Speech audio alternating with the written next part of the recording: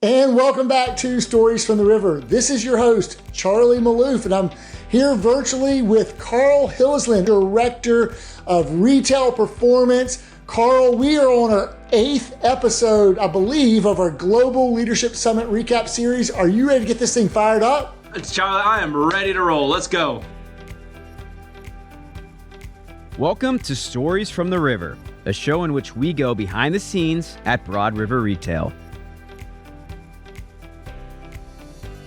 Global Leadership Summit, August 7th and 8th.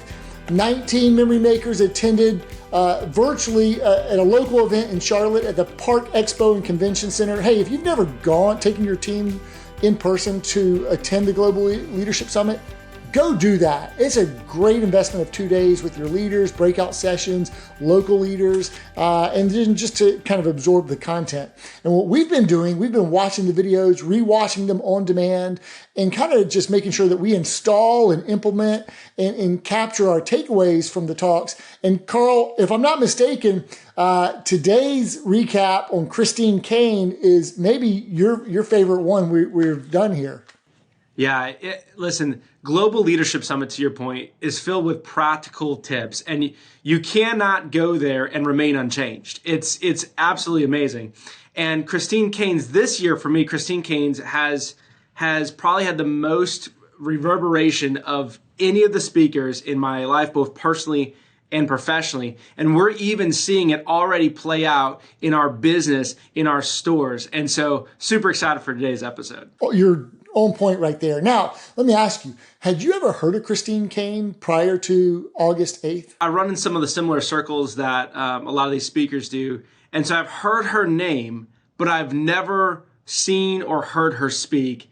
And it was amazing. It was absolutely amazing. Yeah. And I'm kind of like, how have I not heard this lady speak before? It's incredible.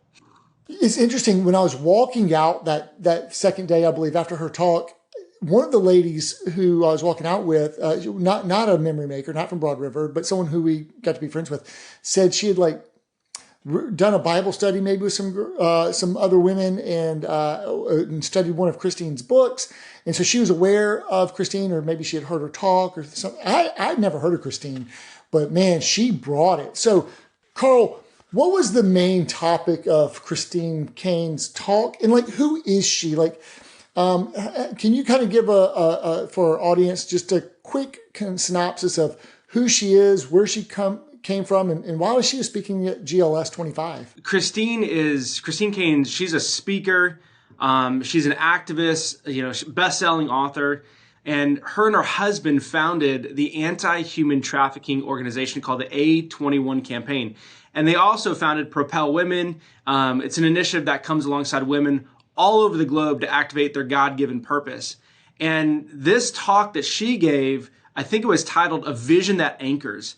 And essentially what she was saying is that deep down, every leader longs to know that their work truly matters. But staying anchored to a clear vision isn't always easy. And in the midst of constant demands, it's actually much more difficult. And so, she's led teams across, it sounds like, continents, right? She had just said she just got back from a whirlwind tour, many countries that she works with or works in to inspire leaders to reclaim that vision that fuels that real impact. So there's a lot of really good points here. And one of the main messages was this message about drift. And she told this amazing story about how when she was growing up, she went to the beach with her dad and all this kind of good stuff. We'll get there. But This whole talk is about a vision that anchors.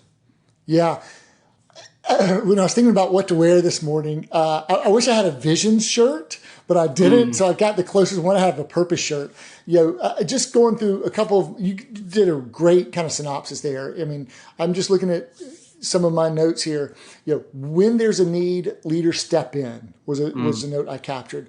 So she was, I think she said it was almost 2 decades ago. She was about 40 years old. I think she had her second child recently.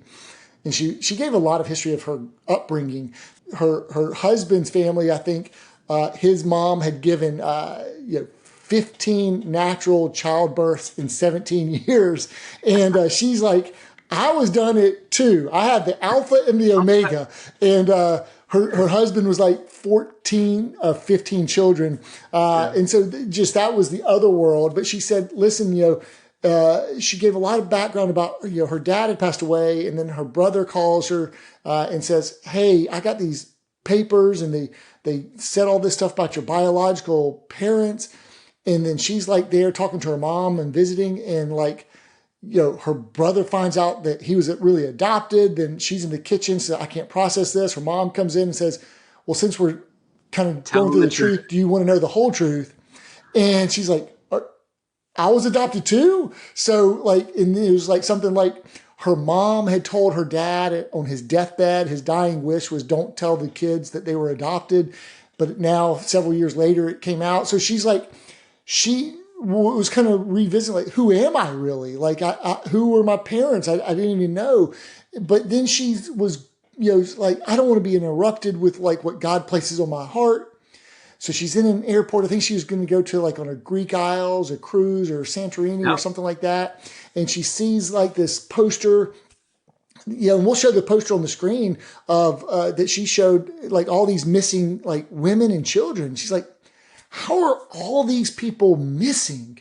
And she kind of, her heart got pricked to like, someone had told her, well, don't you know that human trafficking, well, slavery ended. It's like, no, it's like one of the largest growing industries in the world. She said the stats were like, it's a $236 billion industry.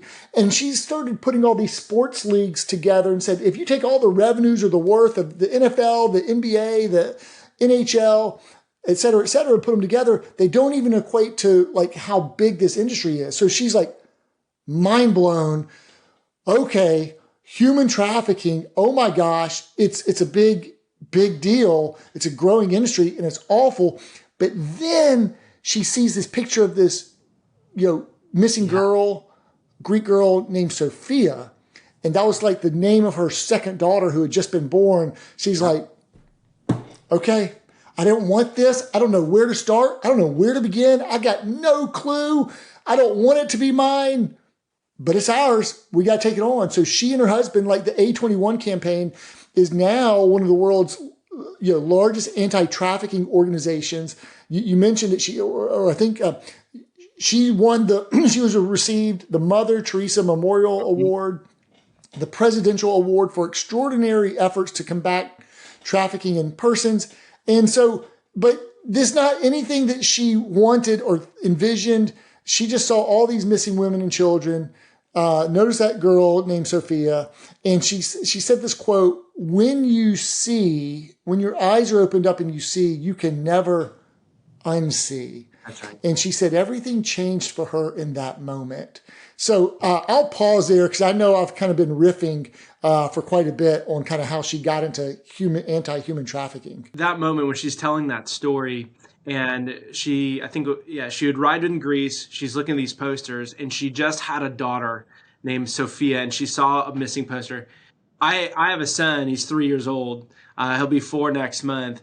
And so it's relatable from the sense of the feeling of loss, of missing, of loss, of taken, of all of these things. And, that was the drift moment for her, that feeling of being overwhelmed, underqualified. And she knew that there was something there, but she didn't know how to articulate it yet. And going back to the story about her being adopted, she tied all that in, is that there was something inside of her. And that's kind of where, I've always believed that, like the 2 most important days of a person's life, right, is the day they were born and the day they figure out why. Mm-hmm. And that was really kind of an unlock here in this story. And the anchored choice was that she made is, this is mine to do. And her husband went forward on this incredible, just initiative that is touching countries all across the world. And I think the number, Charlie, was if you took all the numbers of all the NFL, NBA, all of them combined, 5 times that amount is what is the human trafficking number that's happening from an economic standpoint. And so, but the takeaway there for me is that, like, we've got to understand and we've got to be aware. And I think we do this really good at Broad River, is dialing in with people's purpose. There's a deeper meaning. I mean, even our purpose statement, furnishing life's best memories. It's not the okayest memories. It's the best memories.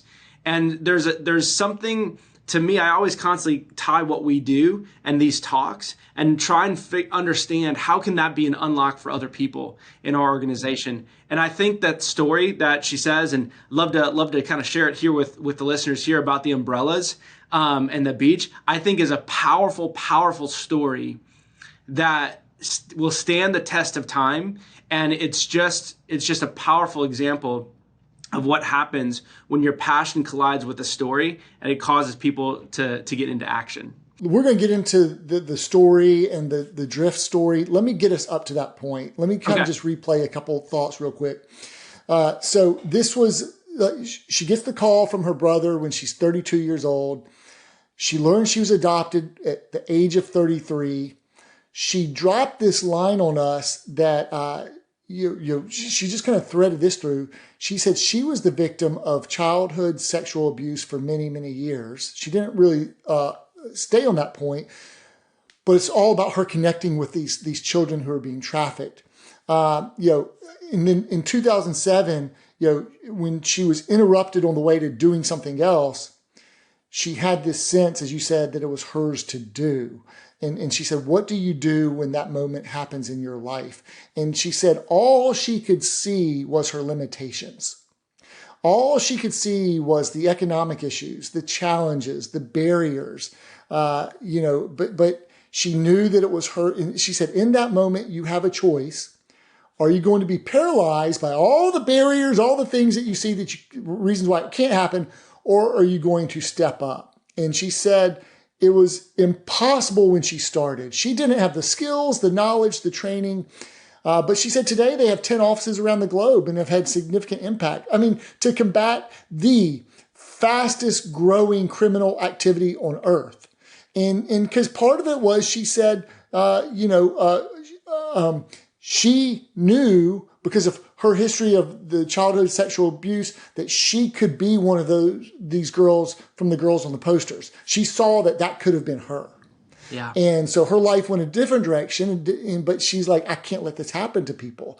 So on the way to kind of starting this up, she also said she went through a storm. Her mother passed away. Her husband's sister passed away. Other in-laws passed away. They were back and forth to Australia, and it started taking a toll on them. Then she talked about this personal betrayal from a really close friend of hers. She said the world has lost its mind. It seemed like she could not come up for breath. We've all felt like this. Like everything's caving in. Right. It's like that scene in Star Wars, when they're in the dumpster and but she said her husband was watching Hell Week on the Navy SEALs, and everything was designed to break the men down so that they would time out, break down, and ring the bell. And but she feels like she's been invited to another mission, that she's been dropped out of a helicopter, and for the first time, she said she felt like she doesn't know if she wants to do it. She just didn't know if she wanted to take this on. And she asked her husband, Nick, how did I get here?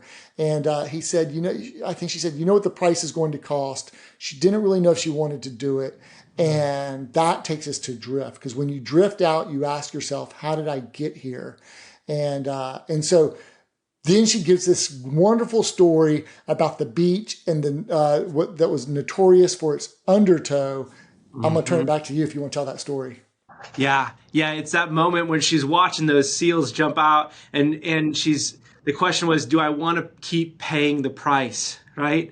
And she realized in that moment she's drifted. And so she tells this beautiful story of, she grew up in Australia, and her dad, and she was you can tell, like, whenever you talk to a Greek, they're very, very proud. Big Greek man, probably took this big Greek umbrella, planted it on one side of the beach, and went to the other side and planted another big umbrella, and got down and said, hey girls, listen, today you're going to have so much fun, and you're going to be splashing and be swimming, you're going to be doing all the amazing things. But there's something I need you to do. I need you to always look back at that beach and make sure you're in between the two umbrellas. And I mean, we've got some stores on Wilmington, right, on the ocean here in North Carolina. And I mean, I think for those of us who've been to a beach, you're out there playing and we know what this looks like. You look back up and your towel is like way over there, right? Mm-hmm. You're like, how did that happen? Because the current was going to naturally push you. You're going to drift past where you started. And you could just tell when she said the word drift, like that was like a hook, right? And then she goes on to say, all you have to do to drift is nothing. And the reason why her dad set up those umbrellas is because the beach they went to was a beach known for actually tragedy from a standpoint of people having a big rip current and people getting caught in the rip and taken out to sea. And it was actually a pretty somewhat deadly beach. She joked about it. Maybe that was a message my parents were sending. I don't know. But the point is that we're safe if we're in between the umbrellas, but we have a responsibility to make sure we're looking back and that we don't drift out of there. I love this story. She said the drifting is the default setting for humanity. Yeah. But I love how she connected it to this whole thing. Like, what am I seeing right now in the culture today? And she takes it back to what her dad told her about this dangerous sea. Like, hey, if you do nothing, there's an undertow that will take you out to sea. Metaphor, if you do nothing, you will drift. If you do nothing, you will drift. That's just pricking her heart. Like, do something. Don't do nothing. All you have to do to drift is nothing. It's worth the pause. Because even as we recall this story, I can even feel it now of like the weight of all we have to do to drift is nothing. She even said, Charlie, you don't even have to do anything bad, right? And as I start relaying this into and relating this to our business and leading folks and leading myself and all of these things, man, there's so many times that, there's good intentions, but the natural default of human is to drift, and that'll take you out into the rip. And so, she talked about a couple drift factors there, and she outlined 3 of them that I think is just good for to review here. The first one was the endless scrolling, right? People just on their phones endlessly scrolling. And I had a couple months ago downloaded an app that gives me, I think I told you this, like, because I was doom scrolling, right? Just going and going on. An app that gives me one 3 to 5 minute window of time into social media a day. I had drifted so far, my time was going and I had to bring it back. But, we've got to make sure that we stay anchored there. The second one was the immediacy culture. Everyone wants suddenly. Coach talks about he's a 30-year success overnight, right? Everyone wants and we had another speaker there, but hills pay the bills. Like, everyone wants the glory, but no one wants to do the hills, right?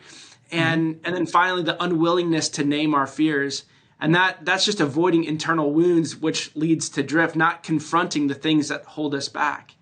And but those drift factors that she unpacked really started resonating with me and really started resonating with our team, because practically when we look at, we've got a vision for our company of hitting $272 million.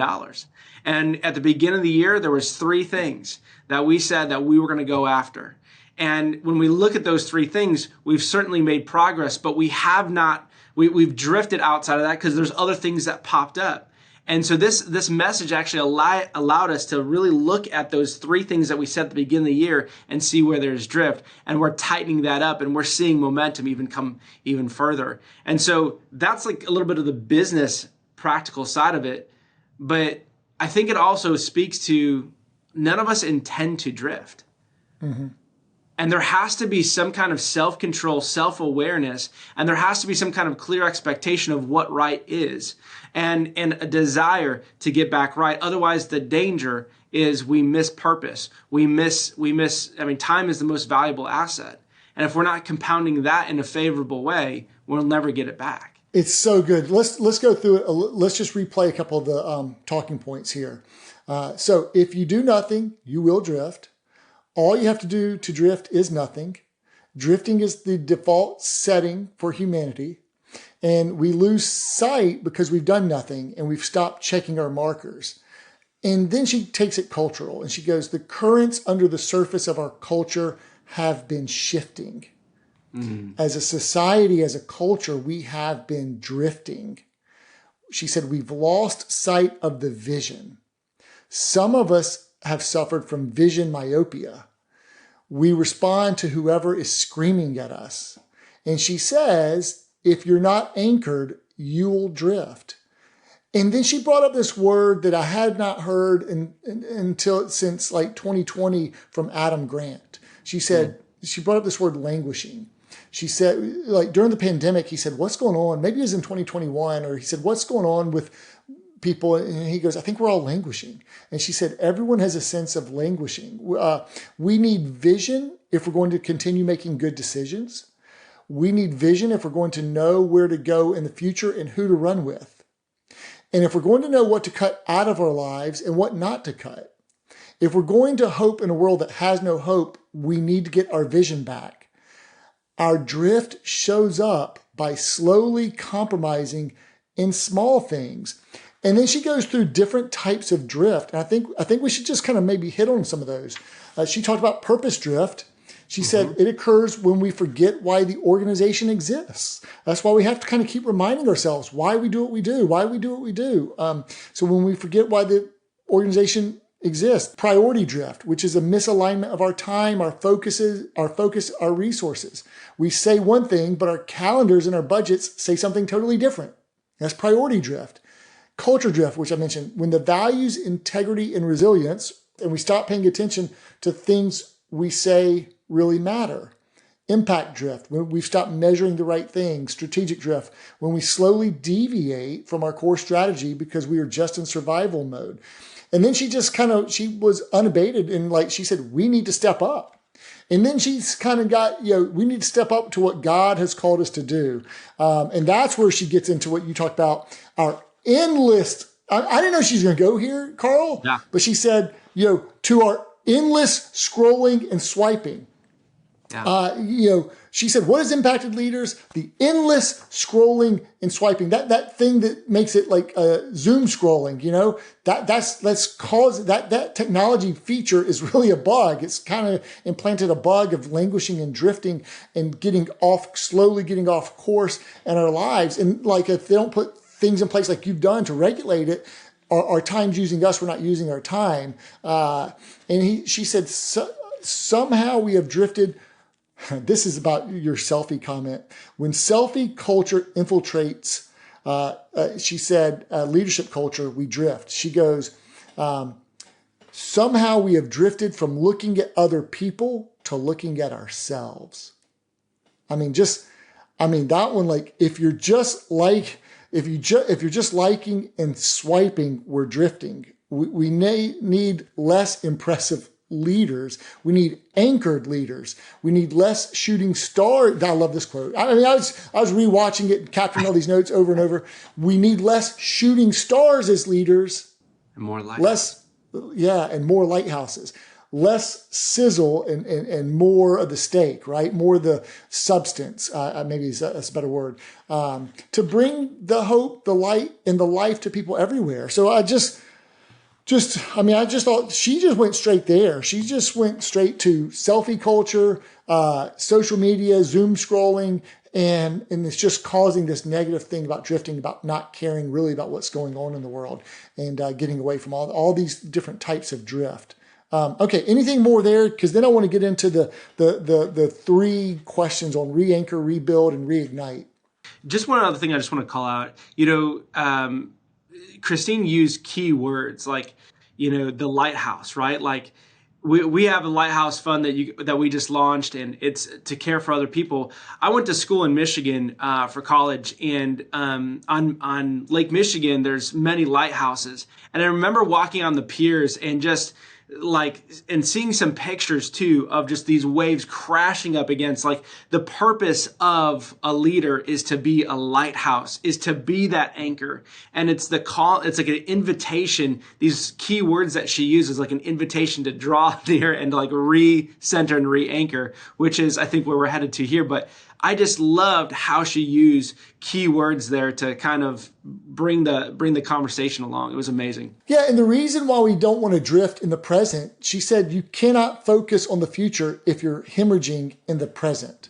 If we're just drifting, if we're just languishing, if we're just wasting our precious life and our precious time, we're not really focused on some really important needs. And so do you want to talk about these final 3 points about we need to re-anchor, rebuild, reignite, and kind of what you took? And I think there's 3 questions that she said that we need to ask ourselves. Anything you have on this closing part of what she talked about? Those 3 areas were huge, right? Like, what calling or conviction have you drifted from and need to realign today? These were questions she's asking us in the moment for us to reflect on. She wanted us to stop and ask, like, where did I lose sight of, like, what she would call her Sophia moment, when she saw the picture of the missing children and she knew that there was something, like the reason why she started. Where have we drifted from that? Right? And it matters because I think drift sneaks in when we forget why we are here. And so, that to me is one of the first ones. The second one, she asked what systems, structures, or rhythms are no longer serving the vision and need to be rebuilt, right? Which ones need to be rebuilt? So there's realign was the first one, rebuilt was the second one. And I think her intent here was that structures that once served us can become cages if we cling to them. And it matters to me because I think leaders drift when they spend more energy upholding broken systems than pursuing the purpose.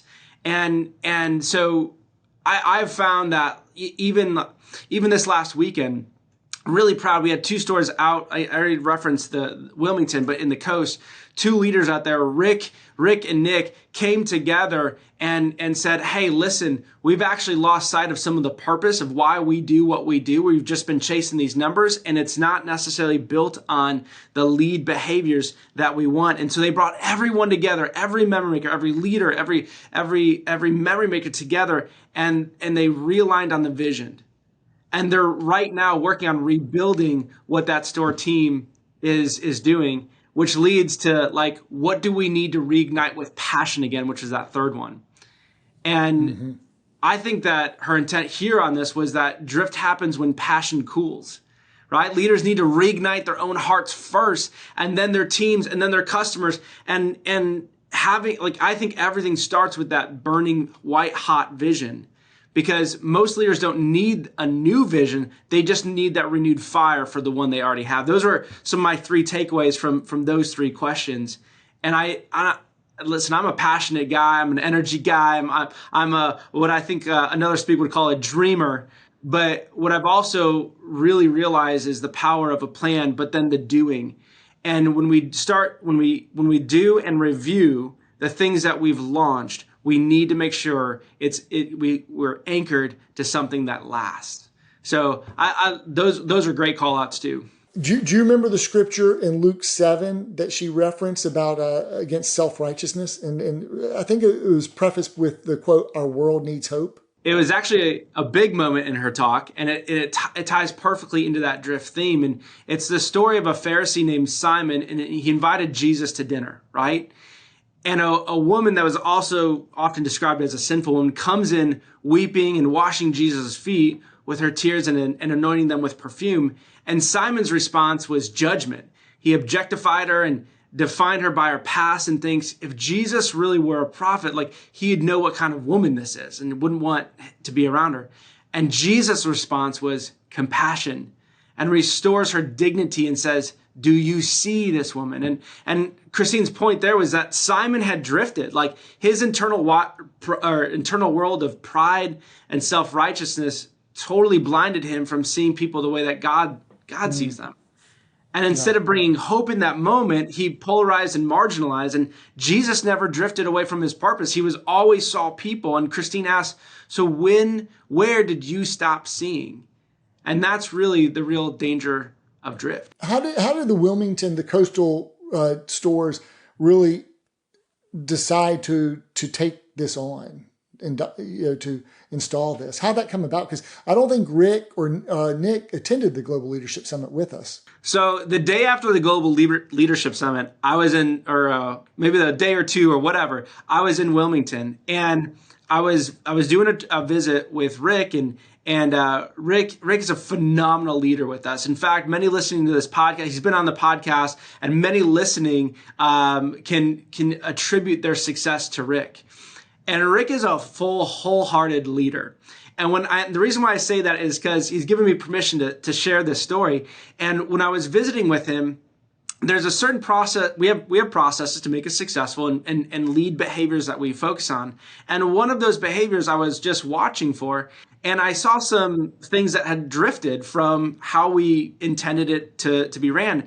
And there was a moment in our visit where Rick realized, oh my gosh, he was convinced we were doing it right, but realized we had drifted. And it wasn't much. It was enough to like totally drift with the results, to the point where it's like, hey, this process doesn't work anymore.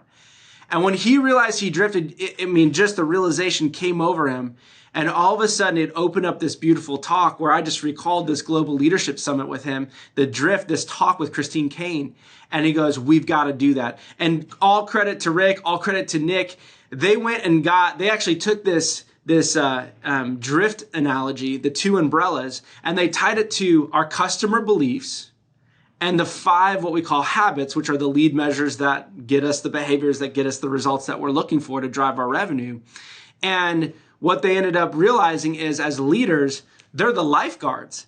And so they're there. They just like expanded the analogy. They actually went, and I've got some pictures too. We can put them up here. They actually all got lifeguard t-shirts, right? And they had whistles, and they brought everyone together to relaunch this vision and say, listen, our vision is that we're going to be the best region in the Broad River universe. And for their definition, the best one in the world. And it's going to be through focusing on these 5 habits and the customer beliefs. And if we see that we're drifting, because all it takes to drift is nothing, which, with salespeople really addresses, like the intent, right? Like it's just human nature to drift. We're here to keep us all back in center.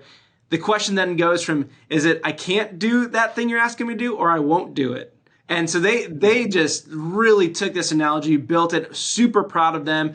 All of the sales managers out there, John, Chris, Coda, and our man Kent, and like the whole entire team out there is just going to be amazing to watch them succeed. And they've had some almost instant traction since they've had that clear vision. So they took this to heart, they launched it, and it's going to be awesome to keep it right between the umbrellas there. Was there an acronym that they did along with drift, or was it just the analogy? It was just the analogy that they did with drift. And so essentially what it comes down to, the mental clarity that they had for the entire team, is when we ask to do one of the 5 habits or the customer beliefs, if we see something that's out of drift, you can either say, hey, I can't do it, meaning I need help, right? Maybe it's teaching, training, or partnership, or it's I won't do it, which, that's something that we can't help with. But that's the line that they drew, because they realized that the purpose that they're doing here, and the other powerful thing, Charlie, I forgot to mention this at the top. At the beginning of their meeting, I drove out there Sunday morning just to watch them and be there in the room. Rick opened up brilliantly with just understanding people's why, and everyone shared their why. And so he did that, and then at the end of the meeting tied everything back to their why as that anchor as well. And so every single thing that we do is to fund and fuel your why. And so there's purpose just dripping out of every single thing that they're doing. We're going to see how it goes, and I'm super excited for them. That's great. We need to get this on demand just so they can go watch the talk themselves and have it further kind of install their thinking. And so the thing about the Global Leadership Summit, having never heard of Christine Caine before then, it's a great kind of entree into like learning about new thinkers and speakers and what, who's out there. So I want to now go listen to more of Christine Caine's keynotes, get her book, check her out on podcasts and really explore more. She doesn't hold back. She's very authentic. She's intentional. She's doing great work in the world. And I think she's got a great story and an inspiring story. I want to know more. I want to learn more from her and be inspired more from her. So that, just like when we heard John Acuff 2 years ago, 2 years later, he's at Broad River Retail pioneering the path. 2 weeks after the speaking again at the Global Leadership Summit as a closing keynote, he was a closing keynote speaker for our pioneering the path Purpose 828 event. So who knows where it might end up with Christine Caine, down the road. But we do need to kind of learn more about her content is so good. I want to get the content to the coastal team since they're doing so much on this drift thing. Yeah. When we talk about furnishing life's best memories, we're always intentional to say, take the period off and say, it really in parentheses or the assumption there is for others or for other people. And so we are in the business of furnishing life's best memories, not for ourselves, but for others, whether it's our memory makers, our families of our memory makers. That's right. Our guests that we get to serve. We have the privilege of serving in our community, in our stores, or our neighbors in our community, or our other partners and other friends, and or people who we kind of interact with. So it's an outward focused thing. So my number one takeaway is it's get away from the selfie culture. It's not about you. Don't languish. And the whole thing about drifting is, about doing nothing. It's like, hey, have a conviction. And sometimes you have to kind of tell the things that are going to prick your heart are the storytelling where you can really connect with it and realize, is it yours to do? We talked on this series about Nick Saban, feeling versus choice. Like you may not feel, like she said, I don't really feel like wanting to do. I may feel more for comfort. And she said, the natural human condition is to do nothing, to drift. You might get at the end of your life and be 80 years old. Yeah, I just drifted all the way here. I'm reminded of Michael Hyatt's book, The Vision Driven Leader. Nobody ever drifts to a destination they would have chosen. So before you just drift your life away and zoom scroll it away, how about be intentional about where you're going? Remind yourself so you don't have vision drift, priority drift, strategic drift, purpose drift, and all these other kind of drift aspects that she said. Like be strategic and intentional about where you're going, or culture drift. Let's get away from languishing because that's an enemy. That let's strike languishing down, because that's just going to have you waste your precious life. And when you waste your precious life, you're wasting the opportunity to help, to provide hope, or to just help others who need our hope, who are crying for the need of our hope. So what more, how can we be a force for good with our own lives or for our own organizations? So it was a very convicting talk. I'm glad that you took so much out of it. I'm glad that you're helping to install it in other regions and stores in our region. No surprise, you're a man of you have a bias for action, which is generally a really good thing. And so I think we've got at least one more episode here in this GLS series. We might come back and wrap up the final speakers, but I know Megan and Trina are going to bring us home with Bradley Rapier. I'm not sure how to say his last name. So Carl, thanks so much here on this. I think it's the 7th or maybe the 8th episode here of our GLS recap series, Global Leadership Summit 2025 recap series here at Stories from the River. Hey, we're pretty fired up this morning, but we try to bring you the freshest content in retail on the web, wherever you get your retail content, whether that's YouTube, Spotify, which now has videos, or Apple Podcasts. Check us out every Tuesday and Thursday. Do us a favor, subscribe, or hey, leave us a comment. Feedback is a gift, or whatever the kids are doing these days. Thanks so much for joining us. Appreciate it. Thank you, Carl. Have a great day. Thanks, Charlie.